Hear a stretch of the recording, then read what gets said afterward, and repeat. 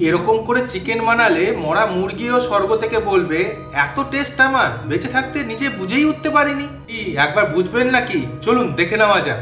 Half kilo চিকেনের শেষ ইচ্ছা পূরণ করে ধুয়ে ধাইয়ে রেখে দিয়েছি। তাতে 3 চামচ দই ম্যারিনেট করে আধ ঘন্টা সাইড।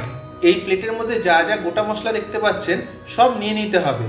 জিরে ধনে এগুলো আমি হাফ চামচ করে নিয়েছি। কড়াই গরম করে তার মধ্যে আমরা ছেড়ে দেব। 5 মিনিট ভাজার পর মিক্সিতে গুঁড়ো করে এরকম একটা পাউডার বানিয়ে নিতে হবে, যেটা মুরগির শেষ যাত্রায় কাজে লাগবে। এবার কড়াইয়ে তেল গরম করে আলু ভেজে নেব। আলু কিন্তু অপশনাল, আপনারা চাইলে দিতেও পারেন, নাও দিতে পারেন, আমরা দিয়েছি। এবার ওই তেলের মধ্যে কুচিয়ে রাখা 3টে ডবকা পেঁয়াজ। পেঁয়াজ কিন্তু সময় নিয়ে লাল লাল করে ভেজে নিতে হবে, ঠিক এরকম টাইপের। এবার 1.5 ইঞ্চি আদা, 7-8 কোয়া রসুন আর 4-5টা কাঁচা লঙ্কা মিক্সিতে পেস্ট করে একদম ভাজা পেঁয়াজের মধ্যে নম বিষ্ণু করে ঢেলে দিতে হবে। সব কিছু দিয়ে নাড়াচাড়া করুন। যখন দেখবেন কড়াইয়ের তলায় খরা লাগছে তখন দিয়ে দিন 2টো কেটে রাখা টমেটো। 5-7 মিনিট টমেটো নাড়াচাড়া খাওয়ার পর টমেটো গলতে শুরু করবে। তখন দিয়ে দেব 1 চামচ হলুদ আর 1 চামচ কাশ্মীরি রেড চিলি পাউডার। এবার দিয়ে দিলাম বাটি কাটিয়ে ম্যারিনেট করা চিকেন।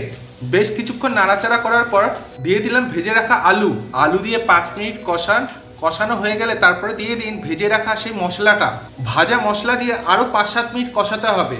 কষানো হয়ে গেলে তারপরে দিয়ে দিন ঝোলের প্রয়োজন মতো জল দিয়ে খুলে ঢেকে বা নেড়ে মাংস আর আলুকে সেদ্ধ করে নিন। মোটামুটি প্রায় 15 মিনিটের মতো তো লাগবেই।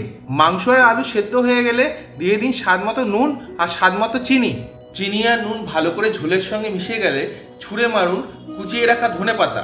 ধনেপাতাকে ভালো করে মিশিয়ে টকবক করে ফুটিয়ে নিন। এবার গ্যাস বন্ধ করুন আর নামান। ভাতের সাথে এই ঝোল মেখে যখনই মুখে যাবে ব্রহ্মতারু চয়ন করে বলে উঠবে অমৃত।